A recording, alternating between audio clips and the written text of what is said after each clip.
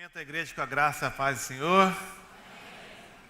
Irmãos, em primeiro lugar, eu só tenho a agradecer aos irmãos. Nós estamos aqui há algumas semanas ministrando o curso de igreja acolhedora e é até constrangedor para mim ministrar esse curso, porque essa igreja tem sido muito acolhedora conosco, muito amorosa, desde antes da gente imaginar sequer vir para o Rio. O pastor Lucas, a Josilene já acolhendo a gente muito bem. A primeira semana nossa aqui, praticamente o irmão Jorge e a Magalona já nos chamaram para almoçar fora, ali na casa deles, conheci essa biblioteca humana que é o pastor, que é o irmão Jorge, e estão sendo muito bem acolhidos. Hoje eu vou estar almoçando gratuitamente com o pastor Felipe, mesmo de férias, está tendo esse trabalho, que Deus te use, pastor Felipe, da Núbia, prepara a comida que nós estamos chegando com a tropa.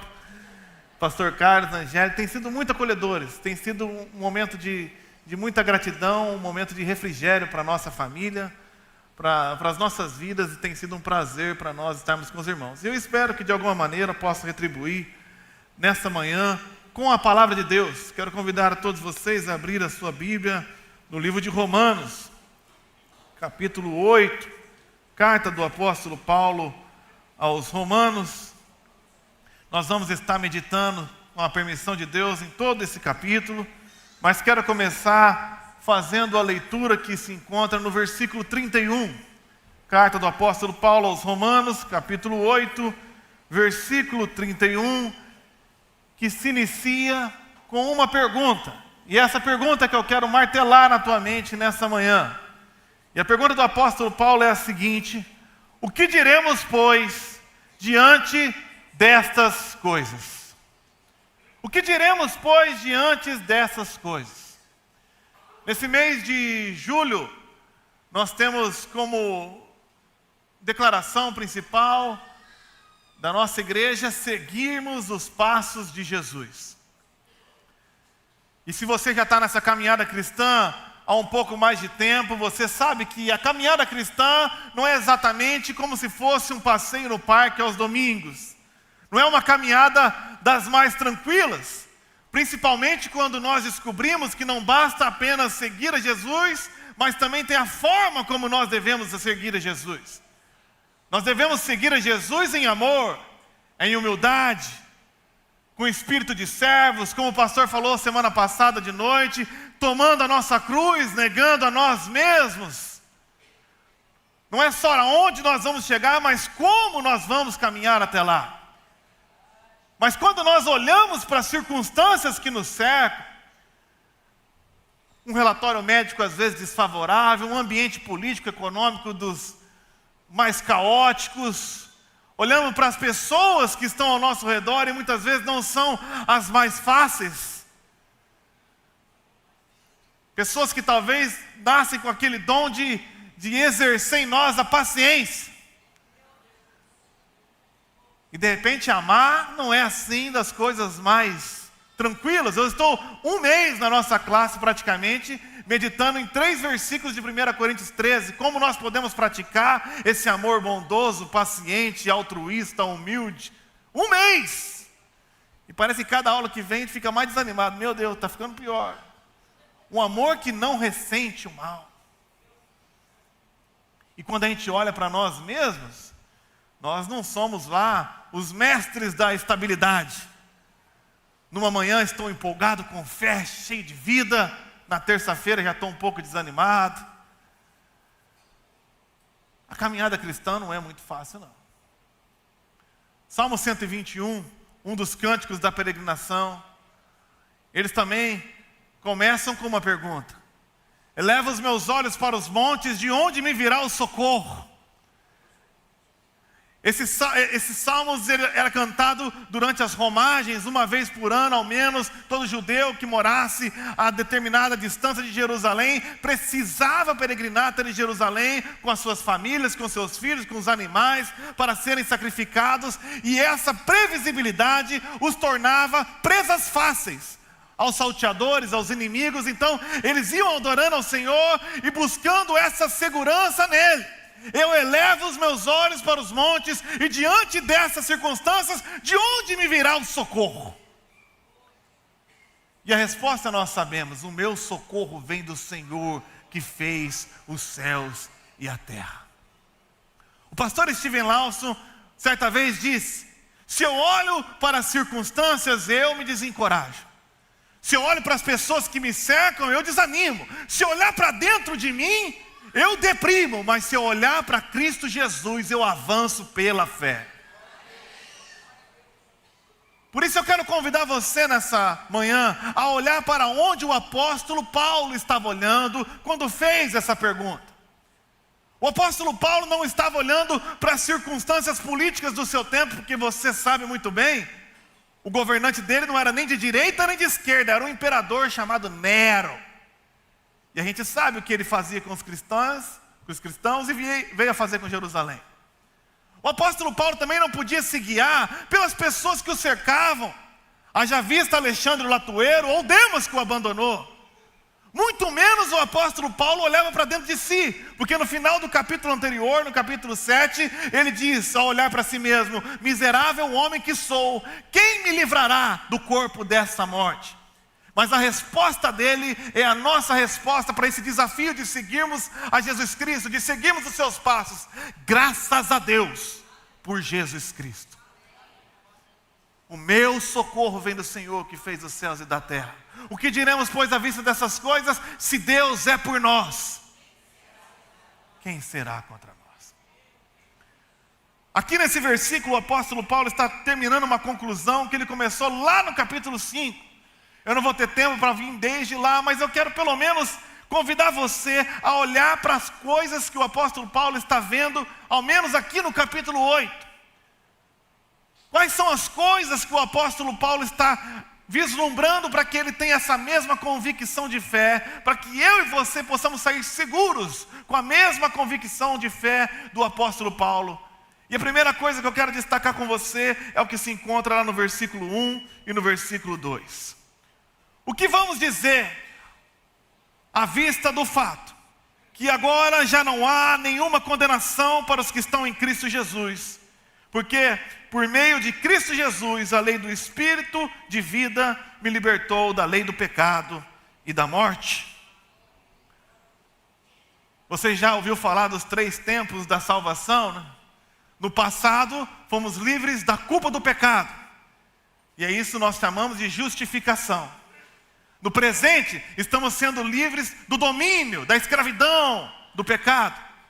E é isso que nós chamamos santificação. E no futuro, seremos livres da presença do pecado, quando recebemos um corpo glorificado e um novo céu e uma nova terra. E é isso que chamamos de glorificação.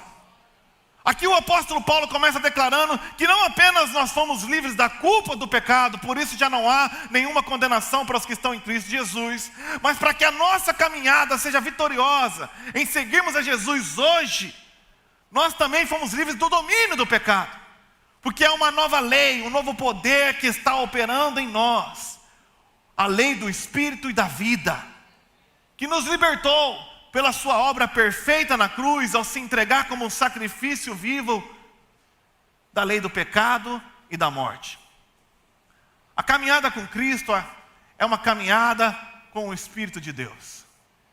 E certa vez um pastor, fazendo uma analogia a respeito dessas 2 leis que operam, ele disse que essa lei do Espírito, essa caminhada, essa vida no Espírito é semelhante à lei da aerodinâmica. Eu sei que nenhuma analogia é perfeita, mas eu espero que sirva para você entender um pouquinho melhor. A lei da aerodinâmica não anula a presença ainda da lei da gravidade. A lei da gravidade diz que a grande massa atrai as massas menores assim, então tudo que vai para cima nessa terra, sendo menor do que a terra, vem para baixo. É impossível praticamente vencer a lei da gravidade que vive nos puxando para baixo, mas a lei da aerodinâmica diz que se você projetar determinado objeto, de certa forma, e o impulsionar com determinada força, esse objeto pode romper essa lei que insiste em o puxar para baixo. E é isso que o apóstolo Paulo está dizendo aqui. Nós ainda nesse tempo não podemos dizer que estamos, como seremos no futuro, livres da presença do pecado. A lei do pecado e da vida continua operando, mas nós que nascemos do Espírito, que fomos regenerados, ou seja, reprojetados, impulsionados por Ele, podemos pela lei do Espírito e da vida, sim, superar a lei do pecado e da morte, pela graça de Cristo Jesus em nós. Por isso ele vai dizer lá no versículo 10 que o pecado não pode mais nos dominar. Por isso que nós podemos sim seguir os passos de Jesus com amor, com abnegação, com humildade, com altruísmo, porque o pecado não pode mais nos dominar. Pois agora nós estamos sujeitos à lei do Espírito e da vida. E isso só pode ser concretizado de fato, porque existe um outro fato que o apóstolo Paulo está olhando, que às vezes passa despercebido para nós, e se encontra no versículo 11, que o Espírito de Deus, que ressuscitou Jesus dos mortos, habita em vocês, habita em mim e em vocês. O mesmo Espírito que habitava em Cristo Jesus e que o ressuscitou dos mortos, habita em mim e habita em você. A familiaridade com os termos faz com que a gente perca a força dessa expressão. É tão comum a gente dar vazão e valor a uma possessão demoníaca. Vimos alguém que fez uma raspagem na cabeça, se consagrou ali para a pomba gira e está se prostituindo. E a gente fala também, ela está cheia de demônios, está possuída pelo demônio. Mas a palavra de Deus diz que o mesmo Espírito que habitava em Cristo Jesus habita em mim e em você. Isso não é um fato que nós devemos considerar? Essa é a verdadeira definição da palavra entusiasmos. Nós devíamos estar entusiasmados em, dentro, tel, Deus. Entusiasmo é ter Deus habitando dentro de você. Gálatas 2:20 diz, nós já fomos crucificados com Cristo, agora vivo não mais eu, mas é Cristo que vive em mim.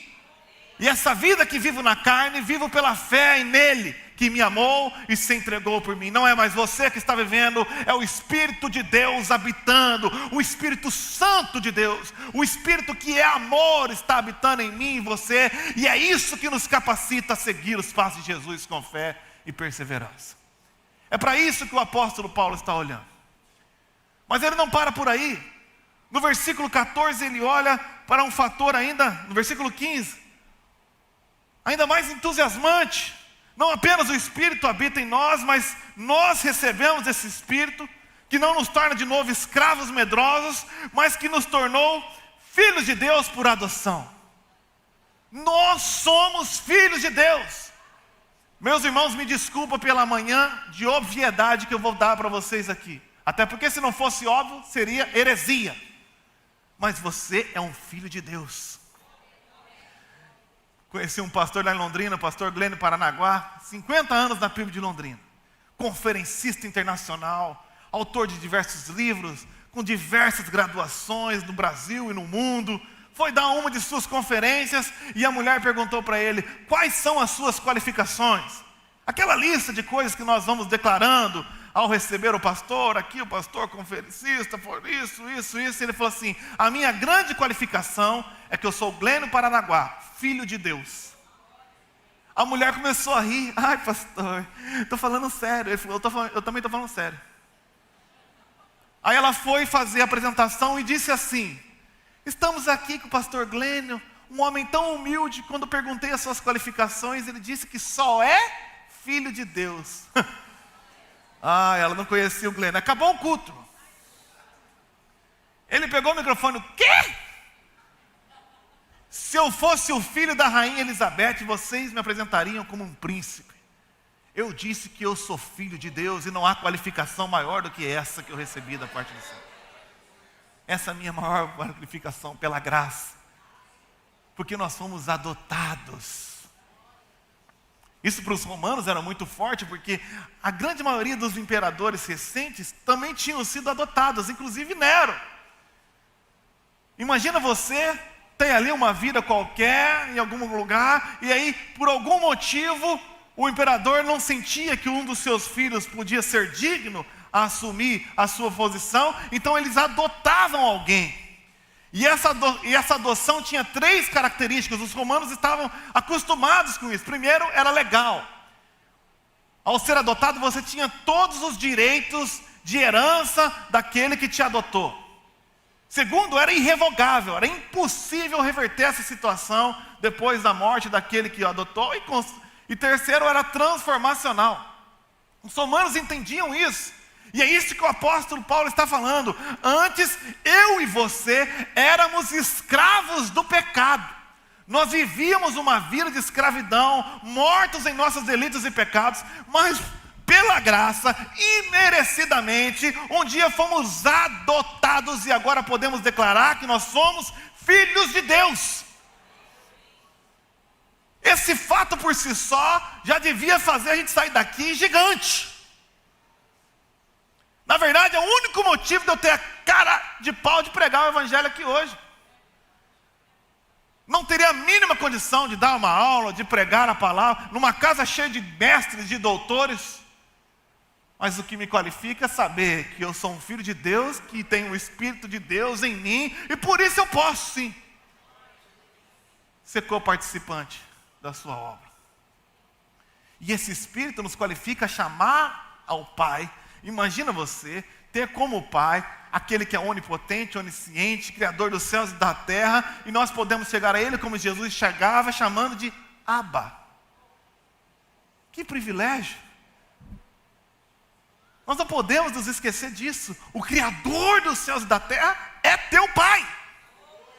Não importa quem te fez ou quem te criou, o que importa é que se você é uma nova criatura, você tem um Pai celestial que o ama, um Paizinho querido.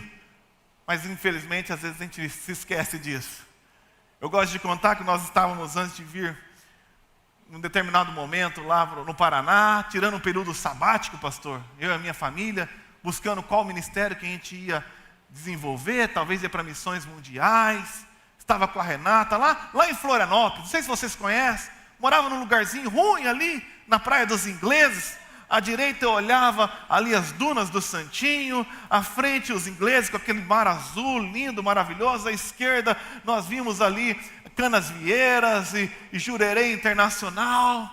Que período sabático gostoso. E pensando, para onde irei? Para onde irei? De repente um parceiro ali de ministério falou: pastor, olhem por mim, fui desafiado a plantar uma igreja em Londres. Eu falei: caramba, que desafio. Vamos orar, que Deus te abençoe, vai lá. Aí o outro recebeu um outro desafio da parte de Deus. Fomos desafiados a plantar uma igreja em Orlando. E eu já comecei a coçar minha mão. Da direita, Londres, à esquerda, Orlando. Para onde irei? Para onde irei? E veio o convite: revitalizar uma igreja morta em Bela Vista do Paraíso, no interior do Paraná. Falei: isso não é desafio, isso é um desaforo. Não é possível. Mas foi a melhor coisa que me aconteceu, meus irmãos. Naquele lugar onde que ninguém sabia que existia, Deus fez algo espetacular, sobrenatural, acabou chamando a atenção da Junta de Missões Nacionais, e a gente tem compartilhado essa mensagem com o Brasil inteiro, e hoje eu estou aqui, no Rio de Janeiro. Deus é bom. Nós não podemos imaginar que nós somos pais melhores do que Deus é. Nós que somos maus sabemos dar boas coisas aos nossos filhos, quanto mais o nosso Pai Celestial. E a gente é ruim, meus irmãos, eu sou ruim também. Uma vez na vida, está na morte, quando Deus me dá a condição, pastor, eu ganho aquela ofertinha extra, pego as meninas e vamos lá no McDonald's. Eu gosto do McDonald's, é por isso que eu estou com essa barriga. Já decorei a comida, 2 hambúrgueres, alface, queijo molho especial, cebola pix com pão de gergelim, é Big Mac, Big Mac. E eu quero um combo grande, batata grande, coca grande. Mas você sabe o que me agonia, mano? Eu nunca vou no Mac, mas quando eu vou é porque eu tenho condições. Aí chego para as meninas e falo: pega o que quiser. Aí uma fala assim: eu não quero batata. O problema é teu. Porque a minha batata é minha. E eu começo como todo bom gordinho, calculando: uma mordida, 2 batatas, um gole de coca, uma mordida, 2 batatas. Porque eu quero com aquela proporção correta da batata. Você já faz aquele cálculo ali como uma inteligência artificial. Mas de repente vem uma mãozinha pequena e pega a batata e fala: não! Não! Calma, amor, é só criança. Não! Minha batata não! Eu sou ruim, irmão. Tenho que confessar aos irmãos, já comprei barra de chocolate no mercado, comecei a comer, vi que não ia valer a pena dividir, andei devagar para comer tudo antes de chegar. Diminui o passo, começa a andar em zigue-zague. Joga o papel fora para ninguém ver o crime, e é isso mesmo. Mas se eu que sou assim, sei dar a minha vida pelas minhas filhas, roda a madrugada se for preciso, de Uber, para pagar uma mensalidade de escola, quanto mais o nosso Pai Celestial. Você é filho de Deus, meu irmão, e Deus é bom o tempo todo, em todo tempo Ele é bom. É para esse fato que nós devemos olhar. Mas o apóstolo Paulo não é ali simplesmente triunfalista. Esse fato que nós temos, porque não aprendemos ali na escola bíblica dominical, o versículo 16 fala que o fato de sermos filhos de Deus, nós não apenas aprendemos, mas é testificado em nosso espírito pelo próprio Espírito de Deus, que nos torna herdeiros de Deus e co-herdeiros com Cristo. Essas mensagens tão vitoriosas, de repente o apóstolo Paulo nos chama de volta à consciência da realidade do mundo que nós vivemos. As coisas não são tão simples assim. Versículo 22 diz que toda a criação geme em dores de parto. A coisa não está fácil por aí não. Sabemos que toda a natureza criada geme até agora, como em dores de parto. É o que nós chamamos na física de entropia. As coisas tendem a deteriorar. É muito mais fácil destruir do que construir. Desde a queda, meus irmãos, a destruição está em voga. Se você quiser plantar soja, você tem que arar a terra, adubar a terra, preparar a terra, lançar a semente, torcer para chover na hora certa para crescer, depois torcer para chover na hora certa de novo para encher o grão, mas para nascer mato, é só largar. Para edificar uma igreja como essa, 121 anos.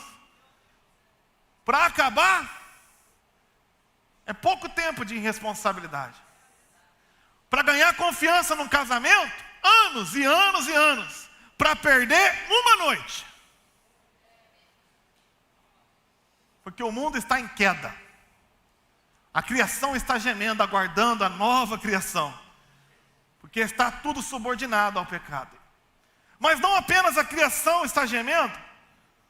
O versículo 23 diz que nós, os que cremos, também gememos.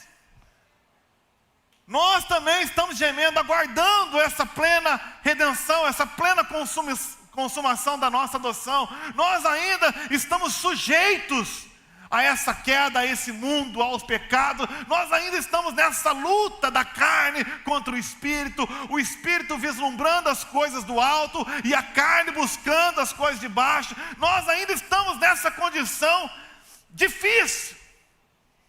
Não é só porque nós somos adotados ou que temos o Espírito de Deus habitando em nós que as coisas vão ficar fáceis. Pelo contrário, agora que fica difícil. Eu acho que é muito mais difícil ser crente, porque o crente quando peca sofre. E quando não peca, sofre porque queria ter pecado também. Nós estamos nessa luta o tempo todo. Mas sabe de uma coisa? O que nos traz esperança é o que está escrito no versículo 26.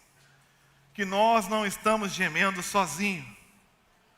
Da mesma forma, o Espírito nos ajuda em nossa fraqueza, pois não sabemos orar como convém. Mas o próprio Espírito intercede por nós com gemidos inexprimíveis. Talvez você chegou aqui imaginando que não tem ninguém orando por você. Eu duvido. Se você está envolvido nessa igreja, em algum pequeno grupo, em algum ministério, com certeza tem alguém intercedendo por você nessa semana. Mas ainda que não haja ninguém orando por você, eu quero te trazer um fato. Que o próprio Espírito de Deus está intercedendo por você com gemidos inexprimíveis para que se cumpra a vontade de Deus. Esse é o propósito da sua oração. Versículo 27, parte B. O Espírito intercede por nós, o povo santo, segundo a vontade de Deus. Se tem uma coisa que nós aprendemos na escola bíblica dominical, é que a oração que Deus responde é a oração feita segundo a vontade de Deus. Sim ou não? Agora você aprendeu que o próprio Espírito de Deus está gemendo com você, intercedendo 24 horas por dia, para que a vontade de Deus se cumpra na sua vida. Existe alguma chance disso não dar certo, meus irmãos? É impossível não funcionar. Até porque o apóstolo Paulo, no versículo 28, agora nos convida a olhar para a providência divina. E sabemos que Deus age em todas as coisas para o bem daqueles que o amam, dos que foram chamados de acordo com o seu propósito. Olha isso, Deus faz com que todas as coisas cooperem para o nosso bem. Olha as coisas que o apóstolo Paulo está olhando. Todas as coisas, do grego que significa todas. As boas cooperam para o bem, e as ruins cooperam para o bem também. Aquilo que você não aguardava, coopera para o bem. O que você esperava, coopera para o bem. Quando alguém te ajuda, coopera para o bem. Quando alguém te atrapalha, coopera para o bem também. É para esse fato que o apóstolo está olhando. Olha para a vida de José, falei aqui na primeira ministração. O menino recebe um sonho, uma promessa de um dia governar, é traído pelos seus irmãos, cooperou para o bem. Foi vendido como escravo na casa de Potifar, e isso cooperou para o bem. Aprendeu a administrar recursos. Foi fiel a Deus, injustiçado, acusado de um crime que não cometeu, cooperou para o seu bem, porque foi para a cadeia aprender a administrar pessoas, ficou ali esquecido por todo mundo, por anos, e isso cooperou para o bem, até que um fato cumpriu os propósitos de Deus na vida dele, e ele começou a governar. Mas você sabe o que é o bem que Deus tem para você? O bem que Deus tem para mim e para você, não é ficar rico, não é ficar famoso, não é ficar conhecido. O bem que Deus tem para mim e para você, e faz com que todas essas coisas cooperem, está no versículo 29. Pois Ele nos predestinou para nos tornarmos semelhantes à imagem do Seu Filho Jesus. Ele nos predestinou. Deus faz com que todas as coisas cooperem para o propósito maior dele para nós, que fomos adotados imerecidamente, de sermos transformados de glória em glória, segundo a imagem de Deus. Uma vez eu estava fazendo entrevista com a psicóloga da Junta de Missões Nacionais, eles fizeram alguns levantamentos de perfis, e ela perguntou para mim assim: por que você escolheu ser pastor e missionário? E eu disse para ela assim: quando eu aceitei o chamado, eu achei que Deus queria fazer uma obra através da minha vida. Mas depois de caminhar com Ele nesses últimos 18 anos, eu descobri que o que Deus queria fazer era uma obra em minha vida. Deus faz com que todas as coisas cooperem para o bem.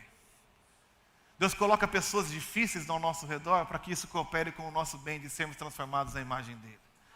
Deus faz com que planos da nossa vida nos frustrem, para que a gente aprenda a ter esperança da glória que há por vir. Deus faz com que se levantem pessoas para injustamente nos caluniar, para a gente aprender a ter a única satisfação no reconhecimento que temos do alto. Deus faz ser exposto às nossas fraquezas, para que a gente seja sempre grato à nossa justificação que recebemos da obra de Cristo em nós. Todas as coisas cooperam para o bem. Mas sabe o que mais o apóstolo Paulo está olhando, que me anima e que espero que anime você? É o que está no versículo 30. E aos que predestinou, também chamou. E aos que chamou, também justificou. E aos que justificou, alguém ficou para trás? Todos que começaram esse processo hão de concluí-lo em nome de Jesus. Pois Deus é fiel para completar a boa obra. Ninguém ficou para trás. Olha que ele usa o glorificou aqui no aorista, no passado, como se tivesse acontecido, porque é uma garantia, uma certeza do apóstolo Paulo, que aquele que começou uma boa obra em nossa vida é fiel e poderoso para completar. Ele usa todas as coisas, Ele faz o seu Espírito habitar em nós, Ele nos adotou como filho, Ele nos libertou do espírito, da lei da morte e da vida, para que eu e você pudéssemos sermos transformados a Jesus e seguirmos os seus passos. Então o que diremos à vista dessas coisas? Se Deus é por nós, quem será contra nós? Essa é uma das coisas mais lindas do Evangelho. Essa é o que faz a diferença do Evangelho para todas as outras religiões do mundo. Em toda religião, se você quer que um determinado Deus seja favorável a você, você entrega um sacrifício propício a esse Deus. E agora esse Deus é favorável a você. Então, se eu quisesse viajar lá no mar, na antiguidade, o Deus do mar é Poseidon, quero ter uma viagem tranquila, eu ofereço um sacrifício a Poseidon, para que Poseidon se torne favorável a mim. Mas o Evangelho é diferente. Nós éramos inimigos de Deus por causa dos nossos pecados. Nós éramos merecedores da ira divina. Mas para que eu e você se tornássemos favoráveis a Ele, Ele mesmo entregou o seu próprio Filho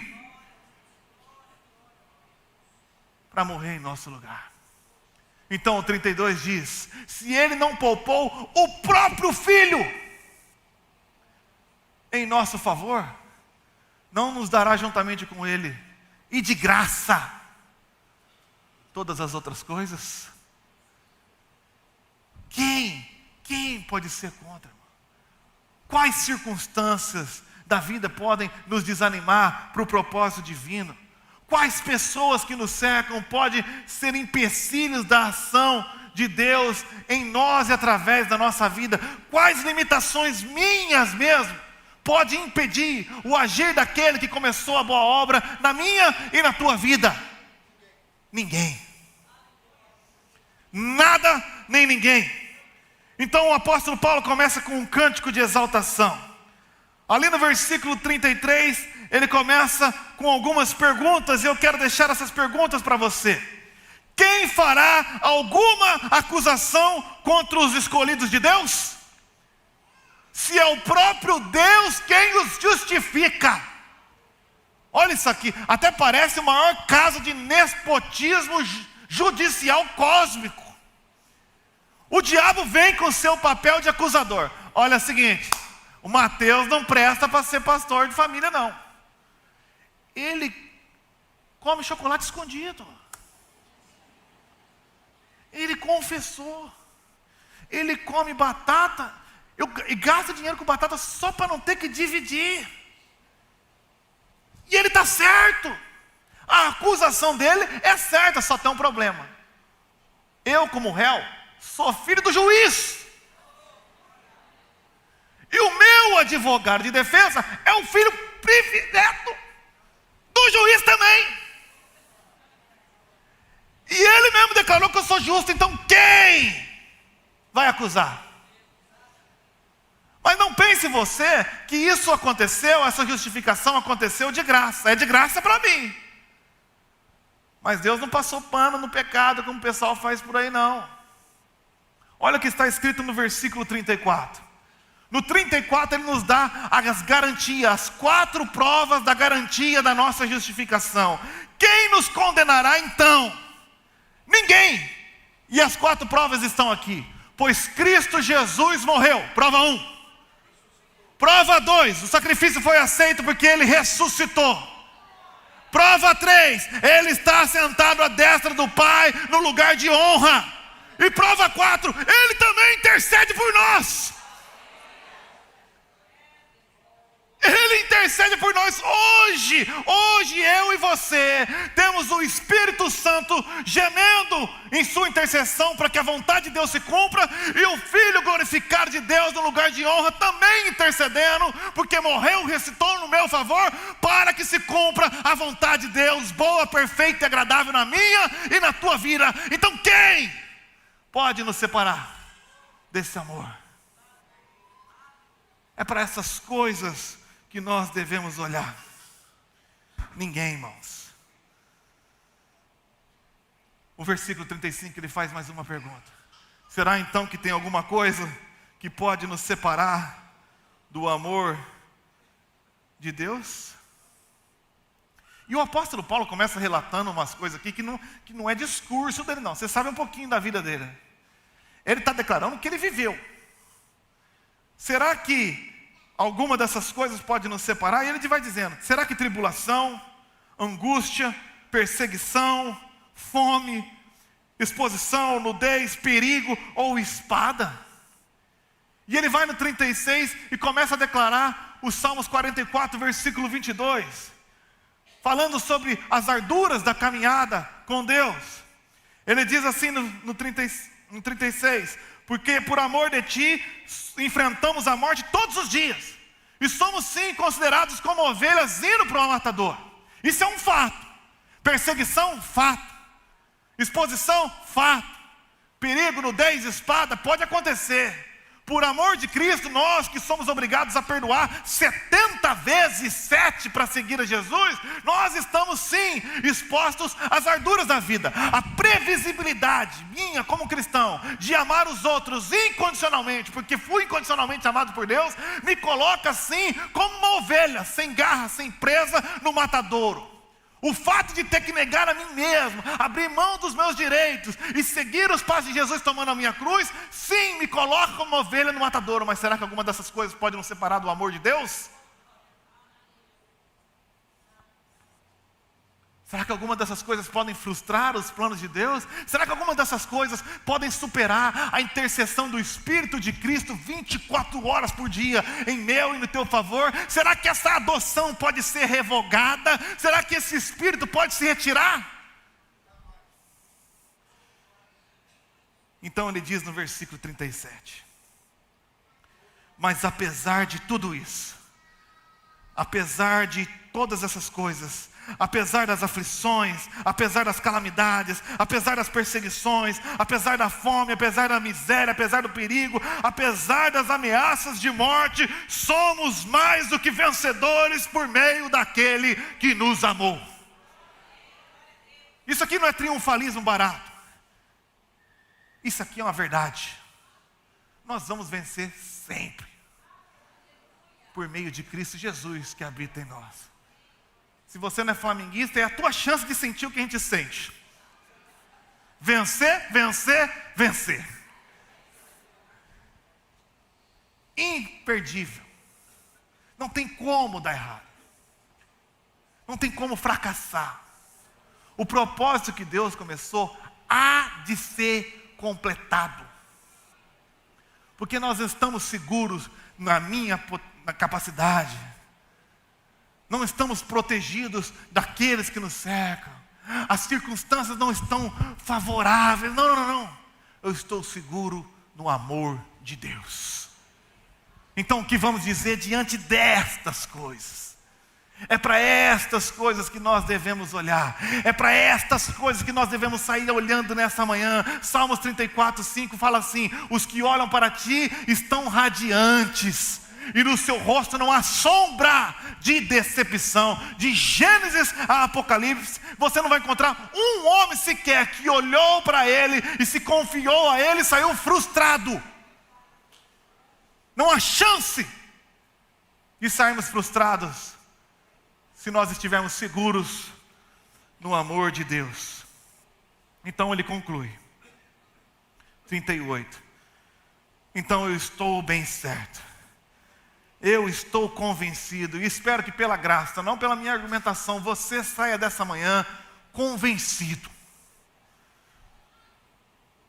de que nem a morte, nem a vida, nem anjos, nem demônios, nem os problemas que existem no presente, nem os problemas que virão no futuro, nem quaisquer poderes, nem altura, nem profundidade, nem qualquer outra criatura será capaz, nada nem ninguém, ontem, hoje e sempre, nada será capaz de nos separar do amor de Deus que está em Cristo Jesus, o nosso Senhor.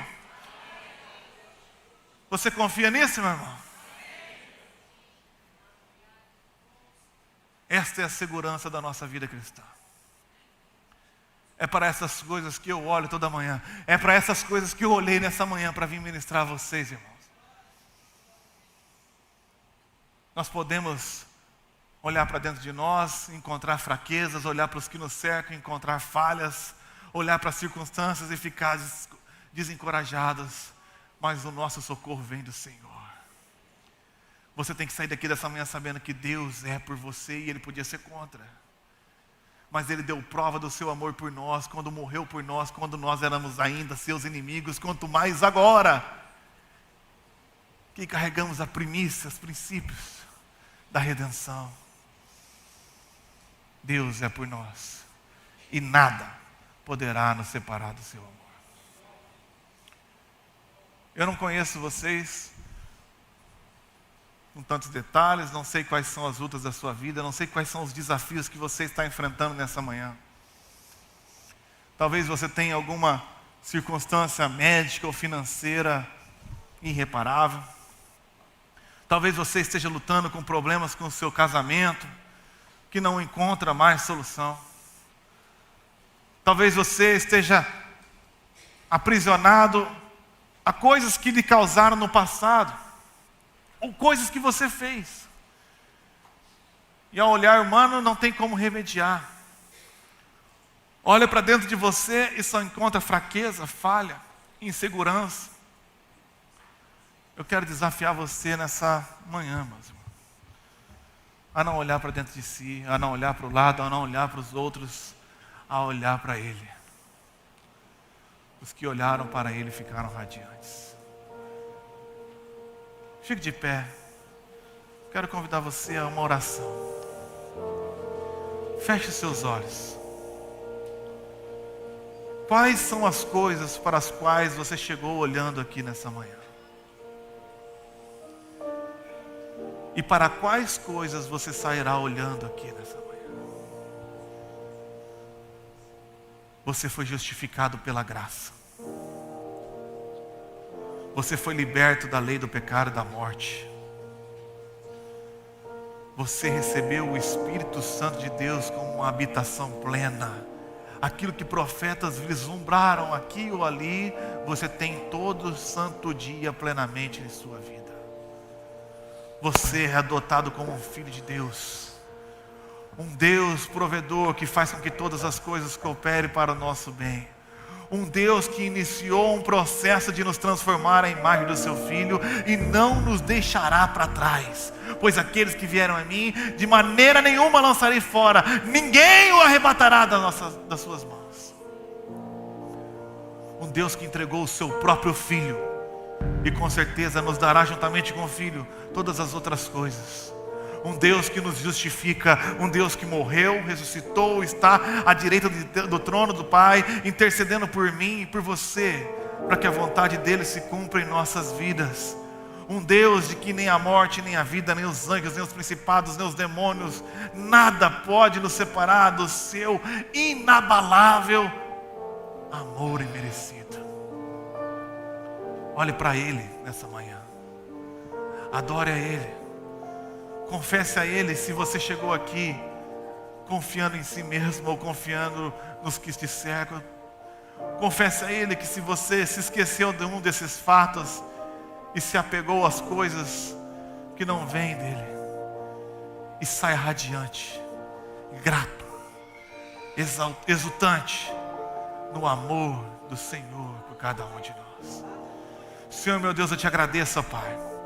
Eu te exalto, porque eu não era merecedor do seu amor, porque eu era um inimigo seu, mas um dia, imerecidamente, o Senhor me alcançou pela graça. O Senhor me chamou para um relacionamento íntimo, pessoal e profundo contigo. O Senhor me justificou pela fé. O Senhor tem me libertado dos domínios do pecado e me santificado. E o Senhor há de nos glorificar. O Senhor há de ressuscitar o nosso corpo mortal no último dia, com um corpo glorificado, ausente da presença do pecado, mas constantemente na tua presença. O Senhor nos chamou para ir e fazer discípulo, com a missão e a convicção de que o Senhor estaria conosco todos os santos dias. O Senhor nos chamou para negar a nós mesmos, tomar a nossa cruz, com a promessa de que assim encontraríamos descanso para a nossa alma.